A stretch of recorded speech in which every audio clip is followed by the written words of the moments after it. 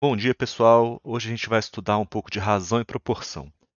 Às vezes a gente passa batido por esse assunto, mas ele sempre aparece ali no meio de algum exercício, mas a gente carece de estudar exercícios especificamente sobre esse assunto. Essas palavras razão e proporção, elas são utilizadas bastante no cotidiano com um significado mais ou menos preciso do ponto de vista matemático.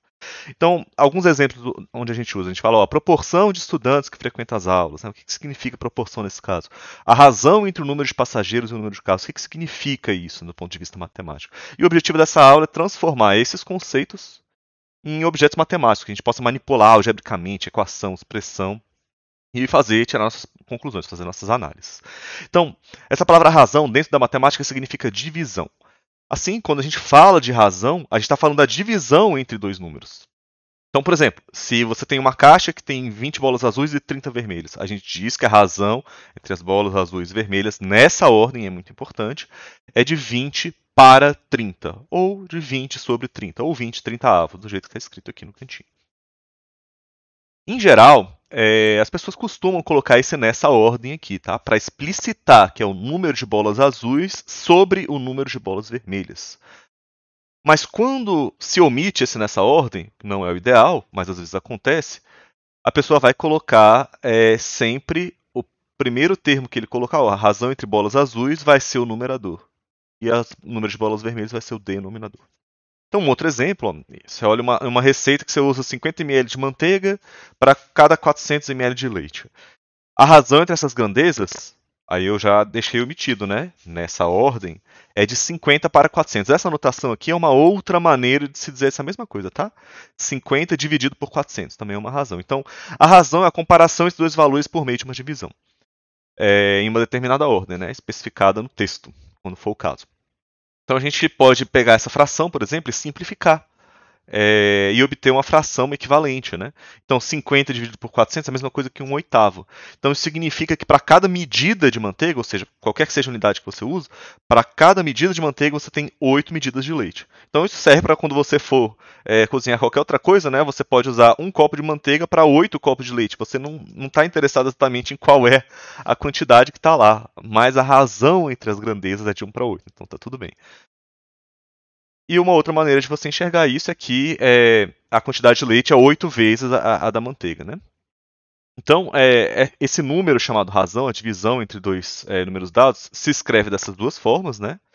X 2 pontos y, igual aquela notação de divisão que a gente usava no ensino fundamental, ou usando a notação de fração mesmo, x sobre y. E a gente fala assim, ó, nos dois casos, razão entre x e y, ou razão de x para y, mesma coisa para fração, razão entre x e y, ou razão de x para y nessa ordem, tá, gente? Nesses dois casos aqui, eu estou colocando x como o numerador, y como denominador. Uma outra maneira de você se referir ao x nessa razão aqui é o x é o antecedente e o y é o consequente. Beleza? E o que é proporção e qual é a diferença, né? A proporção é uma igualdade entre duas razões. Então você pode utilizar para comparar pares de grandezas por meio dessas razões. Então, quando você fala de a proporção dos estudantes do EMI do subsequente é de 1 para 2.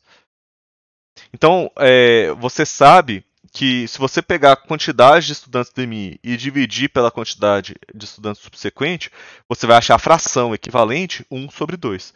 Então, você pode igualar a quantidade, se x aqui é estudante do EMI e y é estudante do subsequente, essa razão entre esses dois é a mesma que 1 sobre 2. Eu concordo que é um pouco de preciosismo você falar a razão é uma coisa e proporção é outra completamente diferente.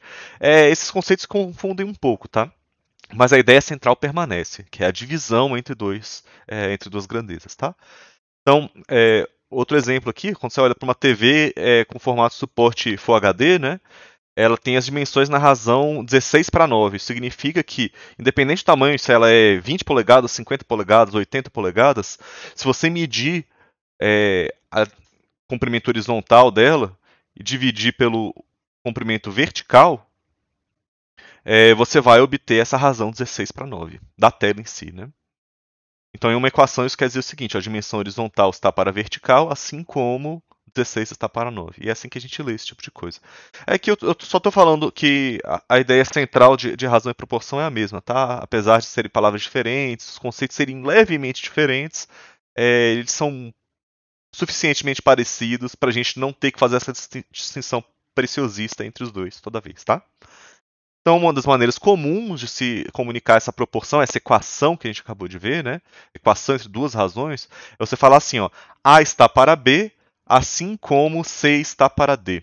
E a gente já usou isso várias vezes, inclusive no primeiro ano aqui, quando a gente falou, por exemplo, de teorema de Tales, né? Que a gente tem lá feixes de retas paralelas cortadas por transversais. E a gente comparava esses segmentos. Um está para outro, assim como aquele está para aquele outro, né? E essa frase também é muito dita quando se trata de regra de 3, né, que eu não costumo utilizar muito, eu prefiro usar proporção, mas elas são fundamentalmente a mesma coisa. Se você for fazer regra de 3, você normalmente fala essa frase, ó, está para B, assim como C está para B, e multiplica cruzado, né?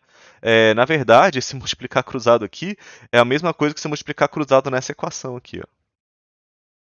Você montar esse diagrama aqui, né, do lado esquerdo, do ponto de vista lógico, equivalente a você escrever essa proporção aqui, né, essa igualdade de razões. Beleza? Então, diante disso que a gente viu, uma dessas razões, dos motivos, né, de se utilizar a razão é comparar a grandeza da mesma unidade. Então, embora não seja tecnicamente errado, né, você calcular razões entre grandezas com unidades de medidas diferentes, por exemplo, metro para quilômetro, não é errado. Não, mas é muito incomum, assim. É realmente raro e é estranho, assim. Então, em geral, a gente compara medidas que têm a mesma unidade de medida, grandezas têm a mesma unidade de medida. Então, eu vou pedir para vocês colocarem em prática um pouco do que vocês viram aqui com alguns exercícios. Um pouco diferente das aulas passadas, esses exercícios não vão ser resolvidos na próxima aula de exercícios. Eu deixei os exercícios aqui só os enunciados. E depois dos enunciados, eu coloco as soluções. Mas eu peço que você só veja as soluções, depois você tentar fazer um pouquinho, tá? Para ver se você entendeu mesmo o que está acontecendo. E se você tiver dúvida, você pode olhar a solução. Deixei tudo bem explicadinho, tá? Isso aqui são os spoilers aí dos exercícios. Então é isso, galera. Valeu, falou.